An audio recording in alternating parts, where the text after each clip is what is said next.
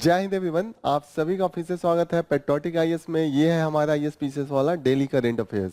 आज है 9th of April 2024 और आज हम मानते हैं कि हिंदूज का ये फर्स्ट न्यू ईयर है। This is the first day of the new year, not the first new year, this is the first day of new year. मानने को तो ऐसा मानते हैं कि ये तो पृथ्वी बना उसके पहले से ही है, just joking, but yes this is सतयुग।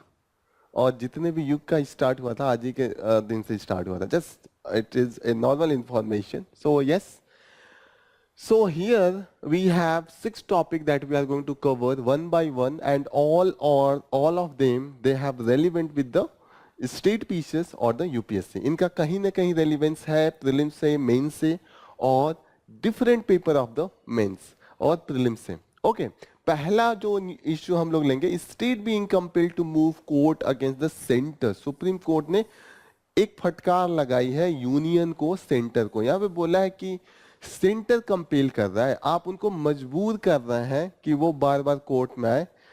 चीजें सॉल्व की जा सकती हैं अगर जस्ट थोड़ा सा कॉम्प्रोमाइज की जाए, थोड़ी सी अंडरस्टैंडिंग दिखाई जाए। तो ये हम सेंटर स्टेट रिलेशन जो जीएस पेपर 2 में आता है, वो हम मेंस के एनालिटिकल पॉइंट से इसको एनालिसिस करेंगे। Okay, a tribal womens give birth on road, ये कंडीशन है अभी भी हमारे जो वल्नरेबल सेक्शन है। ये बहुत ही एक तरीके से बहुत इंपॉर्टेंट एक न्यूज आर्टिकल है। इसका यूज आप सोसाइटी में कर सकते हैं, just case study.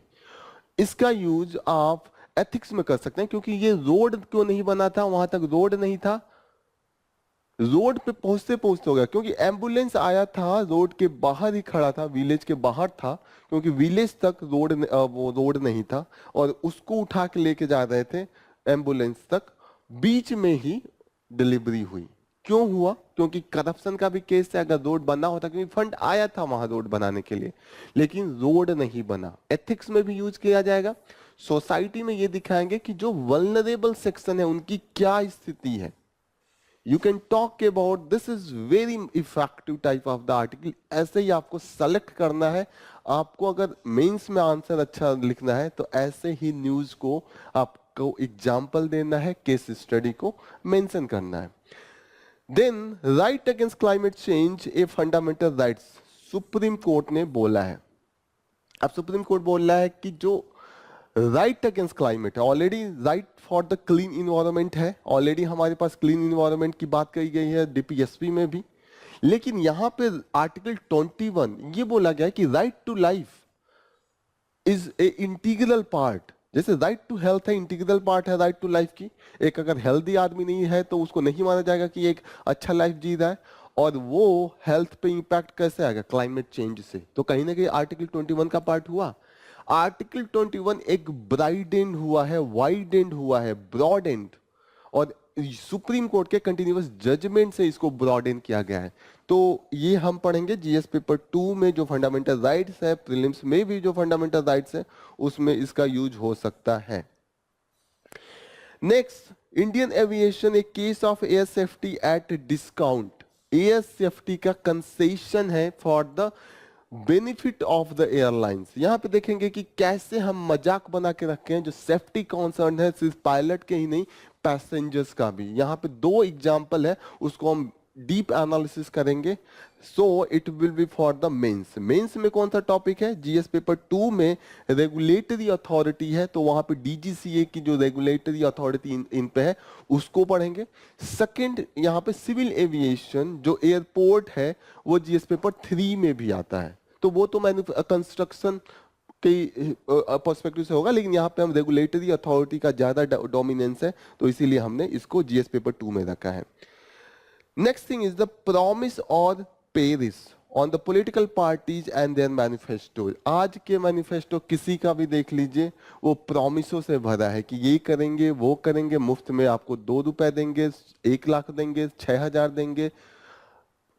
Lot of such promise कि ये मुफ्त होगी वो मुफ्त होगी। ये नहीं प्रॉमिस किया गया जो बेसिक्स नीड है। इंप्लॉयमेंट दीजिए ना, आपके 2,000 4,000 6,000 देने से क्या होता है? और जो प्रॉमिस किया गया उसका कोई जस्टिफिकेशन नहीं है कि कैसे। आप उन्होंने 6,000 बोला है तो आप 10,000 बोल दीजिए, उन्होंने 200 यूनिट फ्री बोला है इलेक्ट्रिसिटी का, आप 300 बोल दीजिए। No logic. सो इसको थोड़ा सा क्रिटिसाइज किया गया है, तो अगेन ये मेंस पर्सपेक्टिव से होगा। In the last, we will study that marching ahead with the technology absorption. India का जो नीड है टेक्नोलॉजी में, पर्टिकुलरली डिफेंस के पर्सपेक्टिव से डिस्कस किया गया है कि जो डिफेंस मिलिट्री नीड है उसमें टेक्नोलॉजी का क्या रेलिवेंस होता है। केवल टेक्नोलॉजी का ही रेलिवेंस होता है क्या? अगर उसमें हम बात करें कि जो ट्रेडिशनल टेक्नोलॉजी है वो क्या हटा दे क्या? कितना तक? क्या हम टैंक नहीं यूज कर रहे हैं, गन यूज करना बंद कर दिए? अभी भी गन यूज कर रहे हैं ना, ड्रोन के साथ गन भी यूज हो रहा है। जो मिलिट्री में जो आम जो सैनिक लड़ता है वो लड़ रहा है आज भी फ्रंट पे। ऐसा थोड़ी कि मिसाइल आ गया तो जो पहले जो युद्ध में जाते थे आर्मी पर्सन वो नहीं है अभी भी ट्रेडिशनल यूज है, integration with the modern technology. इस पे एनालिसिस है कि इंडिया का जो डिफेंस टेक्नोलॉजी है या डिफेंस है कैसे और मजबूत किया जा सकता है, टेक्नोलॉजी का क्या रोल है। तो ये जीएस पेपर 3 में जो इंटरनल सिक्योरिटी आता है, डिफेंस आता है, उसके अंडर में इसको हम करेंगे। तो again it will be the mains specific. Let's start with the front page. जो फ्रंट पेज पे हमें पहला न्यूज है जो सेंसेशनल है, अगेन जो डेट है आम जनता पे वो हिस्टोरिकली हाई है, और जो डेट इस तरीके से आई है कि वो कहीं ना कहीं जो इकोनॉमिक स्टेबिलिटी है उसको थ्रेट पहुंचा रहा है। जो हमने देखा है कि all time high of the 40% of the gross domestic product है India's household debt level. Okay, आप देख रहे हैं 40% ऑफ द जीडीपी है, और जो सेविंग है, जब आपके अंदर ऑलरेडी डेट है तो सेविंग नहीं होगा, तभी तो डेट हो रहा है। सेविंग जो घट के आया है 5% ऑफ द जीडीपी। अब ये कैसे मान ले कि अगर डेट है हाई है तो वो केवल इनस्टेबिलिटी होगा? हम उधारी लेके हम कुछ अच्छा भी तो कर सकते हैं। मैं उधार लूं पैसा, एक कंपनी खोल लूं और उससे कमाऊं, फिर पैसे अपना उधारी भी दे दूं बैंक को, जो हमने बारो किया उसको रिटर्न कर दूं और मेरा बेनिफिट भी हो। कई लोगों को जॉब मिल जाएगा, कई लोगों का बेनिफिट होगा।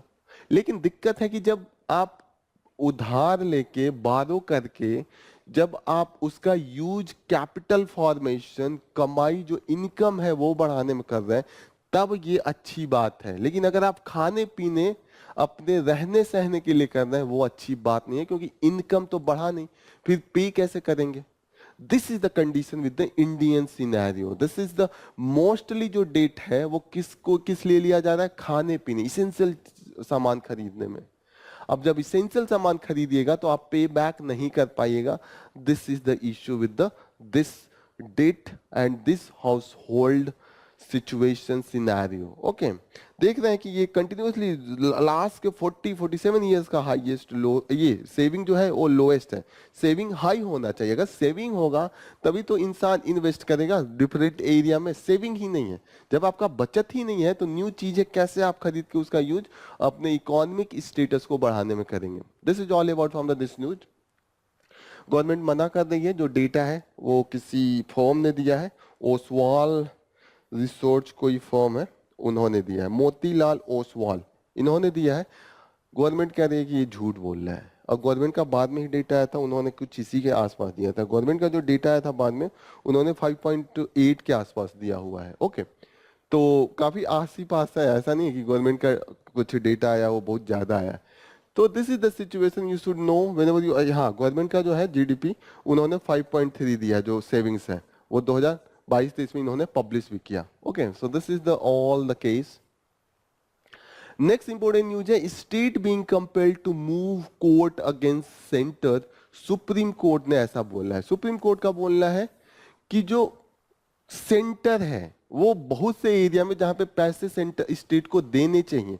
एक जैसे एग्जांपल है कर्नाटका का केस है। कर्नाटका में पूरी बाढ़ आई हुई है, और वहां बाढ़ नहीं, वहां पे ड्रॉट आया हुआ है। अब उस ड्रॉट सिचुएशन में ऐसा जो हमारा नेशनल डिजास्टर रिस्पांस फंड है, नेशनल डिजास्टर ये है ना, नेशनल डिजास्टर रिस्पांस फंड है, उसमें ये बोला गया कि अगर थोड़ा भी कहीं पे भी सिचुएशन ऐसा क्रिएट हो स्टेट में कि स्टेट की कैपेसिटी नहीं है कि उस डिजास्टर को टैकल कर पाए, तो सेंटर अपने जो नेशनल डिजास्टर रिस्पांस फंड है उसमें से पैसे निकाल के देगा।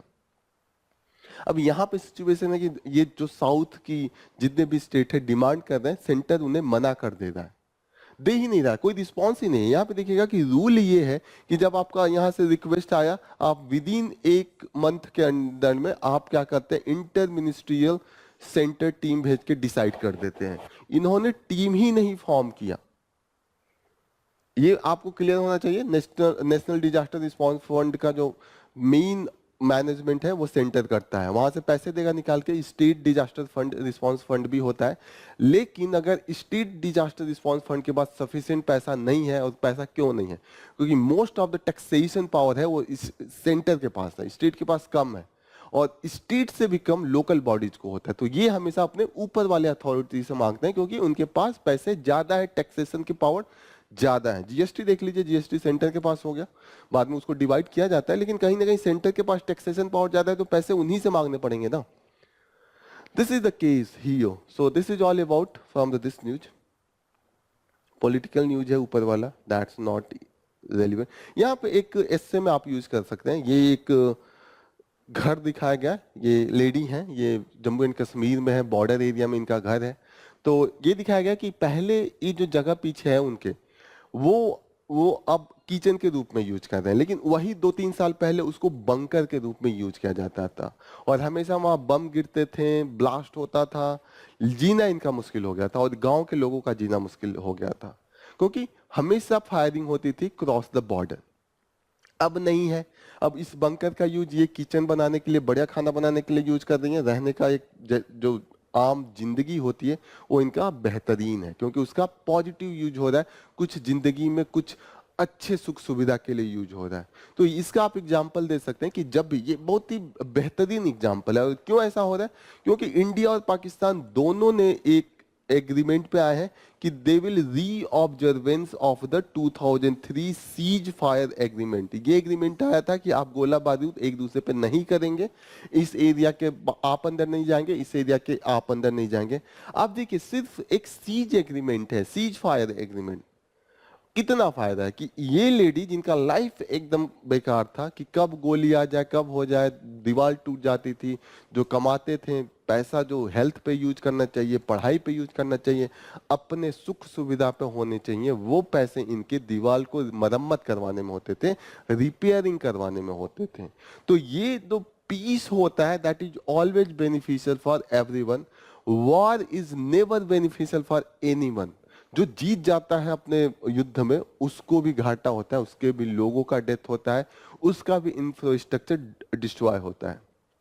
आप रसिया का एग्जांपल लीजिए, कितने रशियन का डेथ हुआ, कितने उनके इंफ्रास्ट्रक्चर डिस्ट्रॉय हुए, कहीं ना कहीं दिक्कतें आई रशियन पीपल को। सेम ऐसे ही किसी भी युद्ध में चीजें अच्छी नहीं होती हैं, युद्ध अच्छा नहीं है ह्यूमैनिटी के लिए। आप एक स्टैंड ले सकते हैं, जब फिलोसफिकल ऐसा आंसर हो, आप एक बढ़िया एग्जांपल दे सकते हैं। This is a very good example from the how the peace is always beneficial for humanity. ये ब्यूटीफुल जो सीन है, ये मेघालय के एग्रीकल्चर सिस्टम का है। मेघालय से यहाँ पे ऑर्गेनिक फार्मिंग के लिए जाना जाता है। तो ये आप याद कर लीजिएगा कि ये जो this is the mainly they are known for the organic farming. Smit village of the Meghalaya, यहाँ की बात हो रही है। Okay, next important news, AP tribal women gives birth on the road. ये एक तरीके से ये दिखाता है कि जो सोसाइटी है हमारी, जो हमारा सिचुएशन है for the marginalise section of the people, for those who are vulnerable, those who are the weaker section of the society, what is their status still in 2024? When you are talking about to reach to the moon, we are sending our people, our astronauts on the moon space. The situation is that we are not able to send our ambulance to the tribal area. This is the situation, this is the travesty, and this is the gap between those who are at the lower level, those who are the highest level. Those who are highest level, they can travel to the moon and space. Those who are the lower level, they are not able to afford, and they don't have the accessibility to the normal health care, even the ambulance. So this is the situation she delivered on the road. What happened? When the situation become critical, they call for the ambulance. तो क्या हुआ? Ambulance आई, ambulance इनके गांव से दूर खड़ी हो गई क्योंकि बीच में रास्ता नहीं था पहुंचने का। अब गांव के औरतों ने इनको उठाया कि उठा के ले चले एम्बुलेंस तक। अब उठा के ले ही जा रहे थे, जब तक रोड जहाँ कनेक्ट होती है वहां पे आई, तब तक डिलीवरी हो गया और काफी यहाँ पे ब्लीडिंग भी हुई है। ये कहिए कि भाग्य भरोसे वो लाइफ सेव हो गया, अदरवाइज ऐसे कंडीशन में डेथ भी हो जाती है। तो ये आपका एग्जांपल हो सकता है कि vulnerable section of the society का क्या स्थिति है। दूसरी चीज है कि रोड बनना था, रोड के लिए पैसे आए थे, अपोजिशन का मानना है कि रोड के लिए पैसे आए थे, लेकिन करप्शन के कारण, फंड सिफंड ऑफ करप्शन के कारण रोड नहीं बन पाया। तो एथिक्स आ गया। एथिक्स में आप यूज कर सकते हैं कि किसी एक दो आदमी के बेनिफिट के लिए सोसाइटी का कितना लॉस होता है, डेथ तक हो जाती है। किसी ने कुछ लाख कुछ करोड़ रुपए बचाए होंगे, बढ़िया घर बनवा लिया होगा, लेकिन आम जनता को जो नॉर्मल फैसिलिटी है उससे कितना दूर होना पड़ रहा है, कितना उन्हें दिक्कत होनी पड़ रही है। ऐसे ऐसे एग्जाम्पल आप अपने आंसर में जब मेंस के लिखते हैं एथिक्स में या सोसाइटी में, आपका जो मार्क्स होता है वो बहुत अधिक, बहुत इफेक्टिव हो जाता है आपका आंसर। वो जो एग्जामिनर पढ़ेगा उसको लगेगा कि रिसेंट अपडेट है, लोग वो भी पेपर पढ़ते हैं, उनको एकदम लगता है डायरेक्ट कि yes this is the answer. तो इस तरीके का जो न्यूज पेपर है उसको ऐसे यूज करते हैं, ऐसे इसके पॉइंट्स को यूज करते हैं, इसके केस स्टडी को ऐसे यूज किया जा सकता है। नेक्स्ट इंपॉर्टेंट न्यूज जो हम लेंगे वो right against the climate change a fundamental rights से is the supreme court. Supreme court ने कहा है कि जो right against the climate change है, कि अगर क्लाइमेट चेंज के कारण हमारे हेल्थ पे जो इम्पैक्ट आता है वो कहीं ना कहीं हमारे राइट टू लाइफ से इंटीग्रेटेड है। यहाँ पे सुप्रीम कोर्ट जो सुनवाई चल रहा था वो इंडियन बोस्टोर्ड है, उसको थ्रेट है, ये स्पीसीज अभी इनका एक्सटेंशन के कगार पे है, और वो एक्सटेंशन मेनली इनका जो डेथ हो रहा है वो ट्रांसमिशन लाइन से लड़ जा रहे हैं। हाई वोल्टेज को ट्रांसमिशन लाइन है इंडियन ग्रेट बोस्टोर्ड, आप इसको याद रखिएगा, ये क्रिटिकली इंडेंजर्ड है, अब जाए कि जब जाए। 100 बच्चे हैं, कभी भी गायब हो सकते हैं, तो बस उनका आप फोटो में देखिएगा, रियल में नहीं देख सकते हैं, ऐसा सिचुएशन आ गया है। इनका इंडेंजर्ड ग्रेट इंडियन बोस्टोर्ड, ओके, इसी पे आ रहा है। इनका जो डेथ हो रहा है पावर ट्रांसमिशन लाइन से टकराने के कारण हो रहा है, ओके। तो यहां पे जो बात हो रही थी कि जो इम्पैक्ट है, adverse impact of the climate change है, पहले तो ऑलरेडी जो फंडामेंटल राइट्स है कि right to clean environment already है, इन्होंने बोला है right to clean environment has been recognised at the fundamental right. अब बात हो रही कि आपने तो क्लीन इन्वायरमेंट दिया नहीं है, एक के हाथ में है नहीं, पूरे वर्ल्ड ग्लोबल लेवल पे है, तो एक देश तो ला नहीं सकता है, गवर्नमेंट को हम नहीं उनको ला सकते हैं, पूछ सकते हैं, फिर भी पूछा जा सकता है कि आपने क्या मेजर्स लिए हैं, क्या स्टेप्स लिए हैं। लेकिन ग्लोबल इंपैक्ट है तो हम नहीं किसी को एक को कह सकते हैं कि सब आप ही के कारण है, ओके। तो यहाँ पे होगा कि जब क्लाइमेट चेंज हो ही गया तो उसका निगेटिव इंपैक्ट होगा ही। जब निगेटिव इंपैक्ट होगा तो जैसे heat waves and other such condition अब होने लगेंगे, फ्लड, ओके। ऐसे कंडीशन में अगर किसी के हेल्थ पे इंपैक्ट आ गया तो वो राइट टू लाइफ से कनेक्टेड है, तो इसका कंपनसेशन स्टेट को देना चाहिए। इस बेसिस पे इन्होंने दो आर्टिकल के अंडर में इसको लाया, article 14 and article 21। Article 21 right to life है, बहुत इंपॉर्टेंट है, इसको बहुत ही वाइडन करके बहुत से राइट्स इसके अंडर में लाया गया है।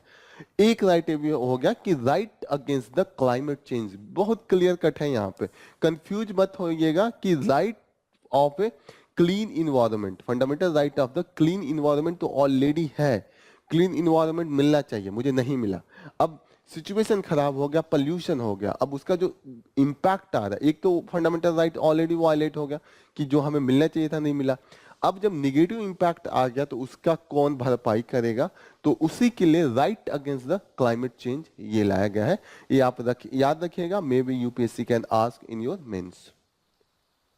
नेक्स्ट इंपॉर्टेंट न्यूज जो है, Indian aviation a case of air safety at concession, air safety को ही कंसेशन दे दिया। हमें लगता था कि हमें हमारे फेयर में कंसेशन मिलेगा, हमें छूट मिलेगा, हमारा जो किराया लगता था 5,000 से घटा के 2,000 3,000 करेंगे, आ रहा था ना वो वाला फेमस, आपने सुना होगा जो स्टेटमेंट था कि हर चप्पल पहनने वाला, हवाई चप्पल पहनने वाला भी हवाई जहाज में यात्रा करेगा।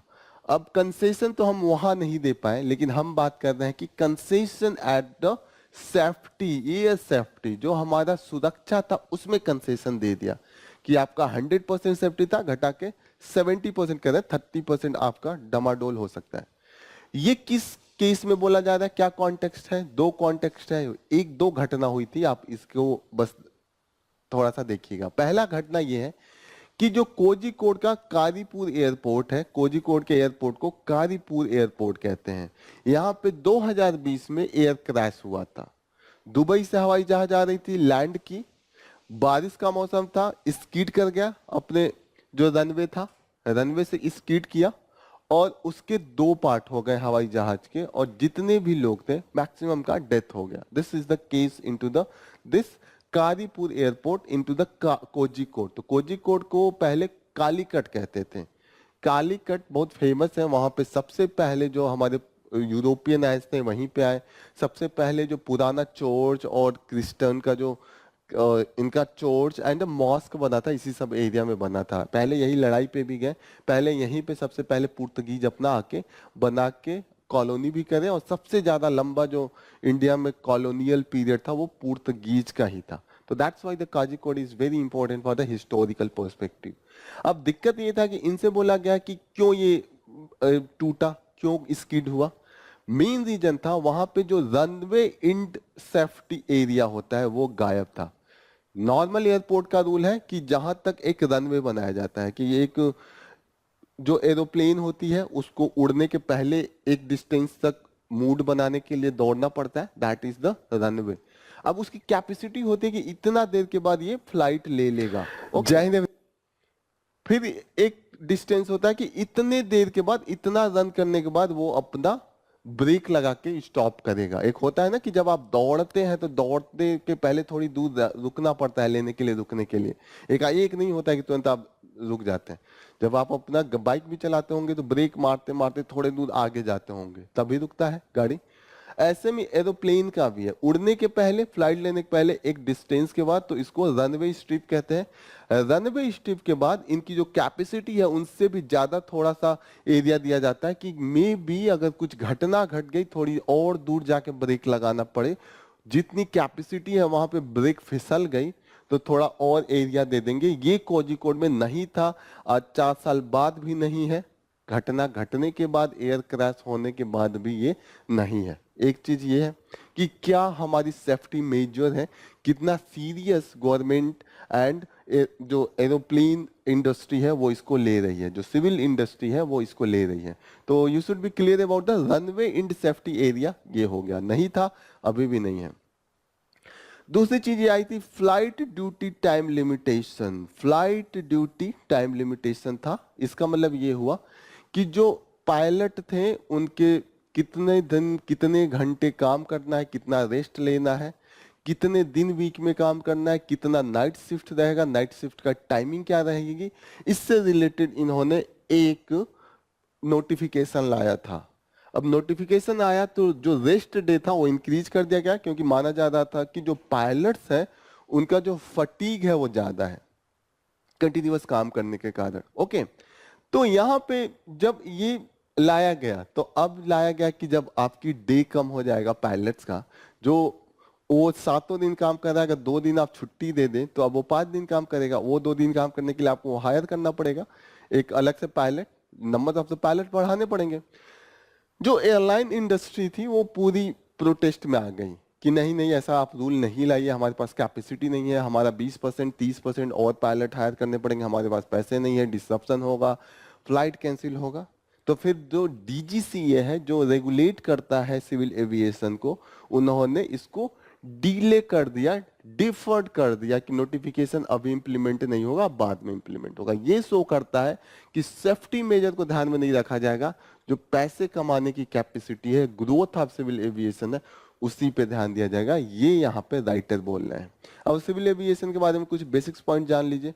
जो हमारा मेन जो सिविल एविएशन इंटरनेशनल लेवल पे रेगुलेट करता है उसका नाम है इंटरनेशनल सिविल एविएशन ऑर्गेनाइजेशन, ये उनका लोगो है, और इनका जो हेडक्वार्टर है जिनेवा स्विट्जरलैंड में है। ओके, फिर जो हमारा इंडिया लेवल पे रेगुलेट करता है वो है directorate general of the civil aviation, इसका हेडक्वार्टर न्यू दिल्ली में है।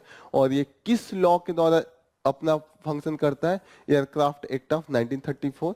फिर इनका जो मेन एरिया है, जो पहला है कि रेगुलेशन एंड द सेफ्टी, जो रेगुलेशन सेफ्टी मेजर है कि कितना क्या कंडीशन रहेगा, कितने पे उनका how they will run there the controllers and the aerodromes, ये सब पे जितना भी रूल होगा ये डीजीसीए के ही अंडर में बनेगा।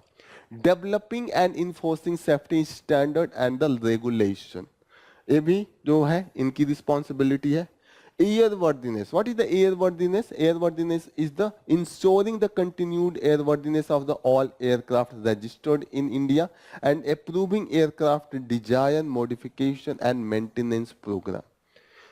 Okay, so जितनी भी जो डिजाइनिंग है एयरक्राफ्ट की वो सेफ है, कोई वो एक्सीडेंट प्रूफ जैसे होता है ना कि पहले ही से ही जितने भी स्टैंडर्ड है वो किस तरीके से फॉलो किए जाएंगे, क्या क्या चेक इन होगी, all that is made by the this DGCA. DGCA इसके सिवा भी और भी चीजें करती है, जैसे कि जो एयर स्पेस का मैनेजमेंट है, कि जो एयर स्पेस एक होता है, जैसे आपका रोड होता है वैसे आकाश में भी एक तरीके से एयर स्पेस बनाया जाता है कि इसी रूट से होकर फॉलो करेंगे तो उसको इफिशियंट बनाए, उसको सेफ बनाए, उस पर कंजेशन ना हो, ऑल सब चीज़ों को यही करते हैं। सबसे अच्छी बात है कि जो लाइसेंसिंग है, जो पायलट लोगों को लाइसेंस एंड क्रू को लाइसेंस मिलती है, उसका सब कुछ ओवरव्यू करके यही डीजीसीए ही देता है। और in the case of the accident DGCA ही उसका इन्वेस्टिगेट भी करता है। और एक चीज और याद रखिएगा, जो कंज्यूमर का राइट्स है उसको भी प्रोटेक्ट डीजीसीए ही करता है, ये चीज यहाँ पे याद रखिएगा। अब यहाँ पे बात हो रही है कि सिस्टम ओवरसीज। ओके, जो इंटरनेशनल सिविल एविएशन था उन्होंने एक उनका रूल है fatigue risk management system. Okay, तो इस सिस्टम के अंडर में जो पायलट्स है अगर कुछ उसको दिक्कत होती है सब कुछ नोट होता है कि इस समय उसको कुछ चक्कर आ गया था, कॉन्शियस हो गया था, उसको स्ट्रेस है, मेंटल स्ट्रेस है, उसका इतने घंटे से लगातार काम हो रहा है तो थक गया था, ये हुआ वो सब इसके अंडर में होता है। फिर इसको एनालाइज किया जाता है। ये इंडिया में डीजीसीए ने अभी तक इंप्लीमेंट नहीं किया है। ओके, एंड बिसाइड दैट अभी हम इंटरनेशनल स्टैंडर्ड पे जाइए, जैसे जापान हुआ, सिंगापुर हुआ या यूके हुआ, वहां पे दो दिन का वीक ऑफ दिया जाता है ताकि जो बॉडी क्लॉक है, जो क्लॉक है, जो रीसेट बॉडी क्लॉक, जो अगर लगातार आप 5 दिन काम किए, 2 दिन आपने आराम कर लिया, जो बॉडी का नॉर्मल फंक्शनिंग है वो सेटल हो जाता है। जैसे बॉडी का होता है ना कि आपको उठने का टाइमिंग ये है, फिर सोने का टाइमिंग ये है, इस समय आपका बॉडी एकदम एक्टिव होगा, इस समय थोड़ा सा कम एक्टिव होगा, वो सबको करने के लिए यहाँ पे टाइमिंग दिया जाता है। ओके, लेकिन ये सबको इग्नोर करके जब पायलट कहते हैं कि फेयर वर्किंग कंडीशन चाहिए, एडुकेट रेस्ट पीरियड चाहिए, टाइम विद द फैमिली बिताने के लिए भी टाइम चाहिए, तो ऐसे केस में क्या होता है कि पायलट से कहा जाता है कि यू आर ओवरपेड, जरूरत से ज्यादा आपको पैसा दिया जा रहा है, आप ये सब मुद्दे पे बात ही नहीं की जाती, उसको बंद बक्से में, बंद झोले में डाल के फेंक दिया जाता है। This is the condition. Human factor in distant, यहाँ पे देखिएगा जो फिनेंशियल स्ट्रेस है वो अगेन जो हेल्थ है और या डिसीजन मेकिंग है वो कहीं ना कहीं आपका जो बिहेवियर है, आपका जो वर्क कंडीशन उसी पे बेस्ड होता है। अब आपका जो फिनेंशियल कंडीशन है उसका स्ट्रेस है तो कहीं ना कहीं आपका दिमाग वहां फोकस होगा नहीं जिसका काम पे है, और ऐसे कंडीशन में मैक्सिमम चांस है कि क्रैश होता है प्लेन, कि इंस्ट्रक्शन कुछ और दिया गया, वहां से आया फोन की जो आपको इंस्ट्रक्शन दिया जा रहा है आपके कम्युनिकेशन मीडियम के थ्रू कि आगे कोहरा है या आगे सेफ नहीं है, थोड़ा आपको नीचे रखना है, एल्टीट्यूड हाई पे चलाना है, जो भी आपका एरोप्लेन है वो आप ध्यान से सुनते नहीं है, आगे पीछे करते हैं, एक्सीडेंट हो जाता है। आपको किस एंगल पे उतरना था आपने नहीं करा, स्लाइडिंग क्यों हो गया।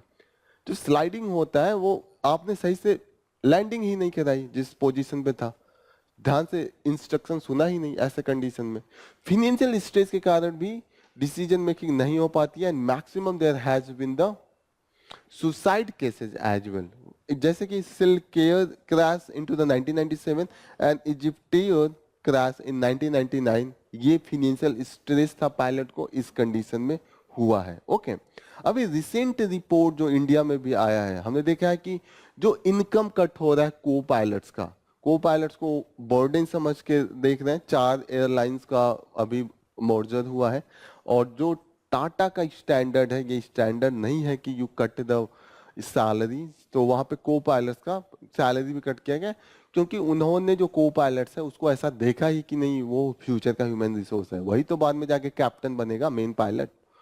तो they should think and they should treat these co-pilots in a such a manner that they consider them as the future captains. Okay, and this should be there should be the transparency, there should be no lying, there should be the no obscuring whenever you are taking such thing. Okay, some solution क्या हो सकता है?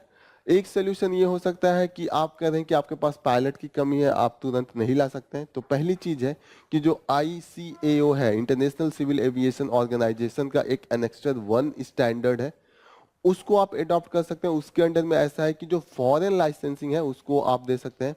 You can increase the experience Indian pilots working abroad to return. Okay, अगर आपने recognise कर दिया foreign licence को तो ये है।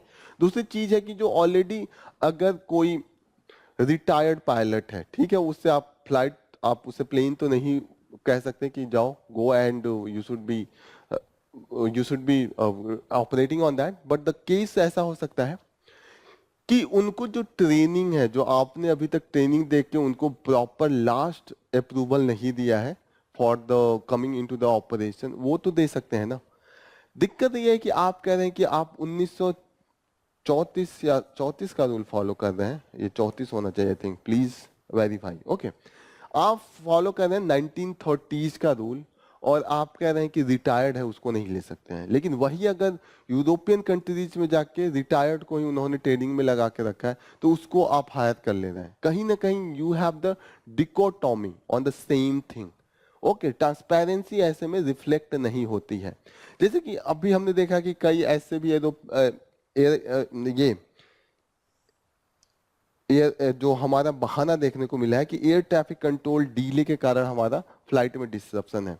कई ऐसे जो है, कई तो एरोप्लेन इंडस्ट्री ने ऐसा बोल के बहाना बनाया कि एयर ट्रैफिक कंट्रोल डीले था इसीलिए हमारा फ्लाइट डिसरप्शन था। एयर ट्रैफिक कंट्रोल डीले का मतलब ये हो गया कि पहले से ही जो अथॉरिटी थी उन्होंने कहा था वेदर सही नहीं है तो हमने फ्लाइट नहीं भरा, कैंसिल कर दिया, या वहां पे कंजेशन ज्यादा था, ऐसे ऐसे चीजें कहीं ना कहीं ये ट्रांसपेरेंसी को नहीं रिफ्लेक्ट करती है। जहां तक हो सके जो भी एरोप्लेन इंडस्ट्री है उनको ट्रांसपेरेंसी लाना चाहिए और जो लॉयल्टी है वो क्रिएट करना चाहिए और ब्रांड में लॉयल्टी लाना चाहिए। यही सक्सेस जो इंश्योर करेगा जो एविएशन इंडस्ट्री है। This is all about from the this news article. Next news है again from the editorial page, it is talking about the promise और द पेरिस। यहाँ पे बात हो रहा है कि जो हमारे जितने भी पॉलिटिकल पार्टीज हैं वो आजकल प्रॉमिस पे प्रॉमिस किए जा रहा है। एक अगर कहता है कि मैं 6,000 दूंगा, अगला के कहता है 10,000 दूंगा, फिर जो दूसरा तीसरा है वो कहेगा 15,000 दूंगा, 20,000 दूंगा, यही चल रहा है। ओके, तो अभी जो कांग्रेस का मैनिफेस्टो आया है जिसको ये लोग न्याय पत्र बोल रहे हैं, उनका न्याय पत्र क्या बोलता है? उन्होंने बोलता है, वो बोल रहे हैं कि उन्होंने social, political, economic every area में उन्होंने प्रॉमिस किया है। 25 गारंटी की बात की है। सबसे बड़ी गारंटी उन्होंने कहा है कि जो 50% का जो कैप है reservation for the SC, ST and OBC, उसको हटा के जितना उनका पॉपुलेशन है उस हिसाब से रिजर्वेशन दिया जाएगा। एक चीज ये है, ये सोशल एरिया में हो गया। फिर बोला गया है कि जो ensuring bail as the rule and jail as the exception, ये जो क्रिमिनल लॉ है उसको चेंज करेंगे और ऐसा इंश्योर करेंगे कि बेल आराम से मिले। हमने देखा कि बेल ही नहीं मिला आजकल, 4 साल 6 साल लोगों को जेल में रहना पड़ा, फिर एविडेंस नहीं मिल पा रहा, उसके बाद छोड़ा जा रहा है। तो कहीं ना कहीं वो आदमी का पेन है ना, आपने प्रूफ नहीं कर पाया पर उसको 6 साल जेल में रखा है। This is not good for the a healthy society, A just society. Judiciary पे तो भरोसा उठ जाएगा कि आपने 6 महीना, 2 साल, 4 साल, 6 साल आपने जेल में रखा, बाद में कहा कि अरे गलती हो गई। अरे वो 6 साल जेल में रह के आ रहा है। इतना प्रोसेस कठिन होता है कि आपने बिना कन्विक्शन के ही आपने सिर्फ इस आधार पर उसको जेल में रखा कि ये छेड़छाड़ कर सकता है एविडेंस से, ये एविडेंस के साथ कुछ बदलाव कर सकता है, प्रेशर डाल सकता है जो एविडेंस है। ऐसे कंडीशन में आपने उसको बेल नहीं दिया, उसको 6 साल तक झेला दिया, उसके बाद आपने बेल दिया। ठीक है, ये ऐसे प्रॉमिस है, ठीक है, सोशल है, पॉलिटिकल है, जुडिशियल है। उन्होंने यहाँ तक बोला कि अनकंडीशनल जो कैश है वो ट्रांसफर करेंगे, जैसे कि वीमेंस के खाते में 1 लाख रुपए हर साल जाएगा। ओके, मिनिमम लीगल राइट बना देंगे एमएसपी का। अब दिक्कत ये है कि आपने बोल तो दिया कि 1 लाख रुपए देंगे, आप लीगल राइट बना लेंगे, पैसे बहुत लगने वाले हैं। आपने क्लियर कट में ये नहीं बताया कि पैसे कहाँ से लाएंगे। प्रॉमिस पे प्रॉमिस हो रहा है, एक लॉजिकल रीजनिंग नहीं है। इतने आप अगर करेंगे फिर इकोनॉमी का हालत क्या होगा, you should think. Her political party का ये हालत है, और that's why the condition, economic condition है वो इंडिया का फ्यूचर में कहीं ना कहीं इससे थ्रेट होगा। Perverse intent on the citizenship amendment, ये नेक्स्ट हमारा एडिटोरियल आर्टिकल है। Again the same here, already we have covered this in a very lengthy manner. पिछले अपने क्लास में देखा है कि क्या दिक्कत है, जो सीएए का कहाँ कहाँ दिक्कत आ रही है। पहली बात यहाँ पे बोला गया है कि सबसे बड़ा दिक्कत है कि आपने सिटीजनशिप एक्ट लाया है और आपने रिलैक्सेशन दिया है कि जो सिटीजनशिप रजिस्ट्रेशन के थ्रू होता था और नेचुरलाइजेशन के थ्रू होता था, उसको हम 11 साल तक कम करके 5 साल पे दे देंगे। ऐसा होता था कि अगर कोई बाहर का है और उसका कोई इंडिया में कोई कनेक्शन नहीं है कि उनका ओरिजिन है, और नॉर्मल कोई पर्सन है, फॉरेनर है, वो आया इंडिया में और इंडिया में रहा और 11 साल रहा, उसके बाद प्रोसेस होता था, उसके बाद उसे सिटीजनशिप दे दी जाती थी। अब 11 साल के प्रोसेस को हटा के इन्होंने 5 साल किया है कि 5 साल हो। ठीक है, ये बहुत अच्छी बात है। सिटीजनशिप देना बहुत बड़ी बात है, क्योंकि ऑलरेडी अगर जो सिटीजनशिप मिला है वही खुश नहीं है। जैसे हम में, आप में, कितनों को कितना सबको सिटीजनशिप है, लेकिन दिक्कतें बहुत है कि जॉब नहीं है, महंगाई है, ओके, लाइवलीहुड ऑप्शन नहीं है, क्लीन इन्वायरमेंट नहीं है, करप्शन बहुत है, काम अच्छे से नहीं होता, एजुकेशन सिस्टम अच्छा नहीं है, हेल्थ में जाइए हॉस्पिटल में जल्दी लाइन नहीं मिलती, डॉक्टर से कंसल्टेशन, लॉट ऑफ इशू है। सिटीजनशिप है तो ये हाल है, सिटीजनशिप नहीं रहे तो क्या हाल होगी। तो कम से कम सिटीजनशिप तो दे दें, तो ये अच्छी बात है। लेकिन दिक्कत है कि यहाँ पे जो एक्सक्लूड किया गया है on the basis of the religion, कि मुस्लिम जो है उनको एक्सक्लूड किया गया है। कंट्रीज है, 3 कंट्रीज को दिया गया है, डिस्पाइट कि जो इंडिया में जो अंडर कॉलोनियल रूल था, म्यांमार भी 1935 तक था under the Indian British India, तो वहां के लोगों को क्यों नहीं। और आप अगर कह रहे हैं कि रिलीजियस बेसिस पे परसिक्यूशन है, लेकिन लिंग्विस्टिक बेसिस पे भी तो परसिक्यूशन होता है, आइडियोलॉजी भी तो लोगों की अलग होते हैं, उनको भी तो परसिक्यूट किया जा सकता है। तो वो सब दिक्कतें हैं कि आपने एक्सक्लूड कर दिया है। और कहीं ना कहीं जो इंडियन कॉन्स्टिट्यूशन है, you can not discriminate person on the basis of the religion. तो सबसे बड़ा इशू तो ये आ रहा है। ओके, दूसरी चीज है कि सीए का जो लॉ बना है उसमें एक्सक्लूड नहीं किया गया है those people who have not renunciated the foreign citizenship. कहीं और का सिटीजनशिप है उनके पास, अफगानिस्तान का, पाकिस्तान का या बांग्लादेश का, फिर भी उनको दे रहे हैं। तो डबल सिटीजनशिप हो गया ना, उस आदमी के बाद पाकिस्तान का भी सिटीजनशिप हो गया, इंडिया का भी हो गया। ये फेल होता है क्योंकि जो हमारा आर्टिकल 9 ऑफ इंडियन कॉन्स्टिट्यूशन है वो डुअल सिटीजनशिप को मना करता है। ऐसे केस में एक चीज और बोला जा रहा है कि जो कंडीशन है कि इंडिया सिग्नेटरी नहीं है UN convention on the status of the refugee, यहाँ पे अभी तक इंडिया ने नहीं किया है सिग्नेचर, या उसका मेंबरशिप नहीं लिया है, उसको रेटिफाई नहीं किया है। सिग्नेटरी इंडिया नहीं है UN convention on the status of the refugee. Please याद रखिएगा, प्रीलिम्स में कभी भी पूछा जा सकता है, क्योंकि सीए का मैटर काफी ताजा है, रिफ्यूजी का कंडीशन चल रहा है, तो ऐसे कंडीशन में ये पूछा जा सकता है। अगर ये रूल रहता तो अगेन उसके खिलाफ ये चला गया होता जो सीए का है। ओके, तो क्रिटिक जो है, जो विरोध कर रहे हैं, वो कह रहे हैं कि ऐसे कंडीशन में इसको अनकॉन्स्टिट्यूशनल डिक्लेयर कर देना चाहिए। सुप्रीम कोर्ट में ऑलरेडी बहस चल रही है, देखते हैं उसका फाइनल डिसीजन क्या आता है। नेक्स्ट जो न्यूज है, अगेन एडिटोरियल पे ही है, marching ahead with the technology absorption. यहां पे बात हो रही है कि जब आपका डिफेंस सेक्टर है और उसमें न्यू टेक्नोलॉजी हमेशा अपग्रेड करना पड़ता है। ये हमारा जीएस पेपर 3 के अंडर में आता है, जो इंटरनल सिक्योरिटी है और जो डिफेंस है। ओके, तो यहाँ पे आ रहा है कि जो आपका डिफेंस है उसमें always you need to upgrade with the technology. Technology नई नई आपको लाना है, नया नया यूज करना है, तभी आप अपडेटेड रहेंगे। और किस तरीके का टेक्नोलॉजी होना चाहिए, डिसरप्टिव टेक्नोलॉजी का आजकल ज्यादा बात हो रहा है, उस पर काम करेंगे। डिसरप्टिव टेक्नोलॉजी कैसे, जैसे कि आर्टिफिशियल इंटेलिजेंस हो गया, ड्रोन टेक्नोलॉजी हो गया, सेंसर्स हो गए, एंड रोबोटिक्स हो गया, स्पेस टेक्नोलॉजी हो गया, एंड हाइपरसोनिक वेपन भी हो गया। ओके, हाइपरसोनिक वेपन जो बैलिस्टिक मिसाइल है, अभी हमने देखा था कि जो हमने एक मिसाइल करा था, जो एक मिसाइल से हम कई जगहों पे टारगेट कर सकते थे। ओके, तो उसको दिव्यास्त्र बोला गया था। जो हमारा दिव्यास्त्र है, अभी हाल ही में देखा है हमने, डीआरडीओ ने करा है टेस्ट, हमें एक स्पेशल कैटेगरी में ला दिया। तो ऐसे कंडीशन में न्यू टेक्नोलॉजी, डिसरप्टिव टेक्नोलॉजी का खोज करना, उसको पर्टिकुलरली उस पर एनालिसिस और उस पर अपग्रेड करना इंपॉर्टेंट है। एंड यूएस एंड चाइना इसीलिए आगे हैं क्योंकि वो हमेशा इन टेक्नोलॉजी पे एडवांसमेंट बनाते रह रहे हैं। अब दिक्कत है कि एब्जॉर्प्शन में क्या क्या करना है कि जब आप टेक्नोलॉजी एब्जॉर्ब कर रहे हैं तो ऐसा नहीं है कि न्यू टेक्नोलॉजी बना लिया। आपने न्यू टेक्नोलॉजी बना लिया, that is the one part, that means acquiring, आप खरीद के भी एक्वायर कर सकते हैं। उसके बाद है कि एडेप्टिंग, अपना जो सिस्टम आपका ट्रेडिशनल है उसको और इसको अलाइन कीजिए और इंटीग्रेट कीजिए with the existing and the traditional technology, and only then you can bring the effectiveness as the practical use. Otherwise आप ऐसे केवल टेक्नोलॉजी को अपने सेग्रीगेशन में करें तो there will be the no use. जैसे हमने देखा कि अभी traditional technology is very important. Russia and Ukraine के केस में देखा रशिया क्यों एडवांटेजियस पोजीशन पे आ गया, क्योंकि इसके पास ऑलरेडी जो उसका ट्रेडिशनल मिलिट्री बेस था बहुत स्ट्रांग था और उसी का यूज किया। जैसे हमने देखा कि आर्मेनिया अजरबैजान में भी चल रहा है युद्ध, नगोर्नो काराबक्स के एरिया में, इस रीजन को लेके युद्ध चल रहा है।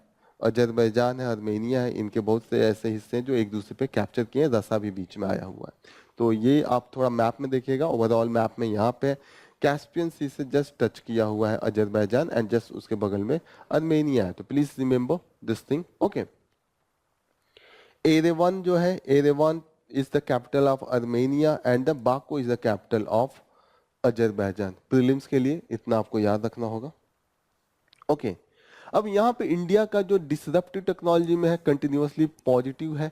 हमने देखा है कि इंडिजीनियस डिफेंस, हम उसमें भी पॉजिटिव अभी तक प्रोग्रेस की है, क्योंकि ऑलरेडी हमने आत्मनिर्भर भारत बोला है और उस प्रोग्राम के स्कीम के अंडर में हम ऑलरेडी न्यू टेक्नोलॉजी को एक्वायर कर रहे हैं, दूसरे कंट्रीज से एक टेक्नोलॉजी ट्रांसफर की बात कर रहे हैं, सीख रहे हैं। ओके, अब बात आ रही है कि adapting to the new condition is crucial. Okay, because the technical counter measure, जैसे होगा कि जनरली ये होता है कि जो ट्रेडिशनल वेपन होता है उसी में एक नया टेक्नोलॉजी आ जाता है। जैसे कि है कि टैंक से युद्ध हो रहा है, अब टैंक को ही डिटेक्ट करके उसको डिस्ट्रॉय करने की न्यू टेक्नोलॉजी होगा बाय द डिजिटल टेक्नोलॉजी। वो दूर बैठा डिटेक्ट करेगा, पहले सामने से आके टैंक टैंक लड़ते थे, अब मिसाइल पहले से डिटेक्ट करके आके इसको अटैक करेगा।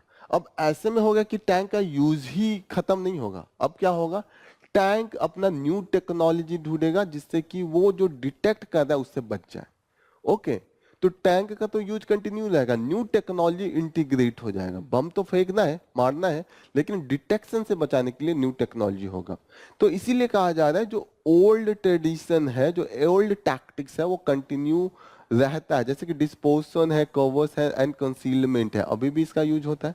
Okay, so this is here, it is showing that we need to align the new technology and integrate with the जो old and the traditional technology. उसके लिए हमें पहले ही प्लानिंग करना होगा और उसके लिए हमें पहले ही जितने प्रकार के सोल्यूशन है, जैसे digital solution, future planning already होनी चाहिए।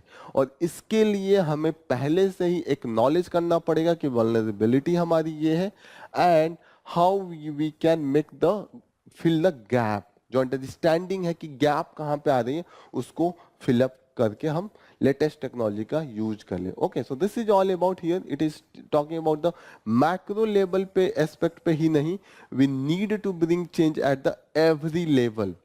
ओके, जो इंटीग्रेशन है, जो एब्जॉर्प्शन है, वो हर लेवल पे होना चाहिए, तब जाके वहां पे आपका डेवलप होगा technology and military power, civil military fusion, data integrity policies and the procurement strategy tailor to the disruptive technology.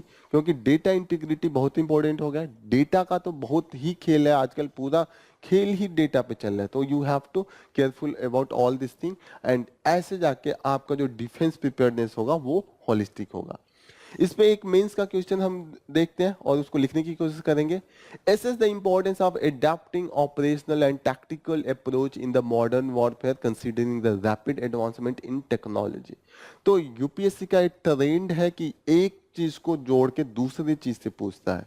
अब यहाँ पे हम क्या जोड़ रहे हैं, हम यहाँ पे internal security and science and technology को इंटीग्रेट करके एक क्वेश्चन बना रहे हैं और उस पर हम आंसर लिखेंगे। अप्रोच क्या होना चाहिए, अब ये पूछा assess the importance of adapting operational and tactical approach बोल रहा है, और दूसरी बात हो रहा है कि modern warfare and the rapid advancement of the technology. तो कहीं ना कहीं बात हो रही है कि सबको इंटीग्रेट करना है। स्टार्ट आप कीजिए कि जो न्यू टेक्नोलॉजी है इंडिया में, जैसे कि अभी हम आत्मनिर्भर भारत में कैसे कैसे अप्रोच रख रहे हैं। Okay, then you should talk about the जो न्यू टेक्नोलॉजी है उसका पोटेंशियल एंड लिमिटेशन। एक तो आप बात करेंगे कि कैसे वो जरूरी है, लेकिन लिमिटेशन आप करेंगे कि कैसे सिर्फ न्यू टेक्नोलॉजी इंपॉर्टेंट नहीं है, integration with the traditional technology that is also important. Then you will bring the कैसे उसको कॉम्प्लीमेंट करें लिगेसी सिस्टम से।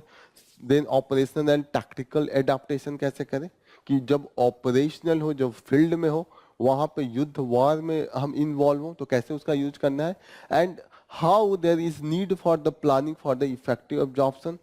और लास्ट में आप बोलेंगे, कंक्लूड करेंगे कि यस इंडिया जो का जो डायरेक्शन है, इंडिया सब कुछ कर रहा है, लेकिन यहाँ पे एक कंक्लूडिंग में थोड़ा सा सजेस्ट कर देंगे कि जो नुआंस्ड अंडरस्टैंडिंग है वो इंडिया को अभी भी डेवलप करना है ताकि जो गैप है उसको फिलअप कर पाए। तो इस पे आंसर देखिएगा, नीचे हमने मॉडल आंसर दे रखा है, आप इससे अपना मॉडल आंसर मैच करा लीजिएगा।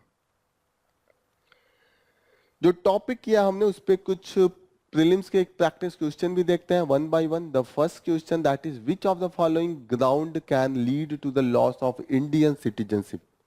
क्वेश्चन नंबर 5 से ही स्टार्ट कर दिया हमने। पहला renunciation depreciation by the central government, okay, acquiring the citizenship of the another country. Select the answer code given below. 1 and 2, 1 and 3, 2 and 3, 1 and 3। तो हमने देखा है कि ऑलरेडी रिनंसिएशन प्रोसेस सही है, depreciation by the central government भी हो सकता है, and acquiring citizenship of the another country, ये भी अगर आपने किया तो डुअल सिटीजनशिप होगा, तो आपकी सिटीजनशिप चली जाएगी। इस सब केस में सिटीजनशिप चली गई तो ये 1, 2, 3 तीनों केस हो सकता है कि जिस ग्राउंड पे आपका सिटीजनशिप इंडियन सिटीजनशिप लॉस हो जाएगा, क्योंकि इंडिया में डुअल सिटीजनशिप नहीं है। First question, consider following statement regarding the citizenship in India. The concept of dual citizenship is recognized by the Indian Constitution. Second, a person of Indian origin living abroad can acquire Indian citizenship through the registration. Which of the above statement is are correct? 1 only, 2 only, both 1 and 2, neither 1 nor 2. तो यहाँ पे देखिएगा कि पहली की बात कीजिए कि डुअल सिटीजनशिप इंडियन कॉन्स्टिट्यूशन है, नहीं है भाई, आर्टिकल 9 ही मना करती है। जो citizenship amendment citizenship act of 1955 है वो भी मना करता है। पहला ऐसे ही गलत हो गया, तो पहला गलत हो गया, तो ये गलत हो गया, ये गलत हो गया, ये हो ही नहीं सकता। अब दूसरा को देखें, a person of the Indian origin living abroad can acquire the Indian citizenship through the registration. Okay, so this is true, क्योंकि हम देखते हैं कि रजिस्ट्रेशन एंड नेचुरलाइजेशन दोनों मेथड से हम इसको एक्वायर कर सकते हैं, तो the answer will be B only. जो हमारा मेन मेथड है सिटीजनशिप एक्वायर करने का, बर्थ है, बाय डिसेंट है, by registration, by naturalisation and by acquiring the territory of the territory, any territory, दूसरे का है, कोई वहां पे है ही नहीं, उसका भी हो सकता है। Which of the following is not a core functional area of DGCA. तो regulation of air transport service ये तो है, पर्सनल लाइसेंसिंग ये भी है, कंस्ट्रक्शन ऑफ न्यू एयरपोर्ट हमने यही नहीं देखा है कि कंस्ट्रक्शन कुछ होगा, एएसएफटी तो था ही, तो ये भी था। तो हम देखते हैं कि ये वाला जो है वो एयरपोर्ट अथॉरिटी ऑफ इंडिया है, वो कंस्ट्रक्शन के एरिया में अपना जो भी रेगुलेशन होता है वो देखती है, तो C will be the correct answer. Consider following statements, issue of the pilot licence, certification of an airline's maintenance procedure, investigation of serious air accident, which of the above functions comes under the purview of the DGCA? 1 and 2, 2 and 3, 1 and 3, 1, 2, 3. तो हमने देखा था कि pilot का licence वही दे रहे थे, certification on the airlines maintenance procedure इन्हीं का था, and investigation of a serious air accident, हमने देखा कि इन्वेस्टिगेशन तो था ही, थोड़ा अजीब था लेकिन ये भी पावर था, तो डी होगा, D is the correct answer. The term Airworthiness Directive issued by the DGCA refers to mandatory instruction for airlines regarding safety-related modification or inspection, guideline on the passenger rights and compensation scheme, rules for registering a new aircraft in India, environmental regulation for the aviation sector. तो हमने देखा था कि जो DGCA के under में ये चारों आएगा, लेकिन यहाँ पे पूछ रहा है कि एयर वर्दीनेस डायरेक्टिव क्या कहता है. तो एयर वर्दीनेस डायरेक्टिव का ये बात है कि जो डिजाइनिंग से रिलेटेड है वो हम कहाँ से देखेंगे कि इसका एयर वर्दीनेस डायरेक्टिव में ये देखते हैं कि mandatory instruction for the airlines regarding the safety related modification and inspection. तो A will be the correct answer. So these are the questions that we have covered from the topic that we have covered. So here we will conclude our session. हमने देखा कि जितने भी हमारे relevant topic थे उनको हमने cover किया, उससे हमने मेंस आंसर भी लिखे, प्रीलिम्स के भी प्रैक्टिस क्वेश्चन किए. So this is all about for the preparation of UPSC. This is more than sufficient for the your preparation. Okay, so हम यहाँ पे अपना जो सेशन है उसको कंप्लीट करते हैं, कंक्लूड करेंगे, समाप्त करेंगे. आप सभी का फिर से धन्यवाद ये सेशन ज्वाइन करने के लिए. All the best. जय हिंद.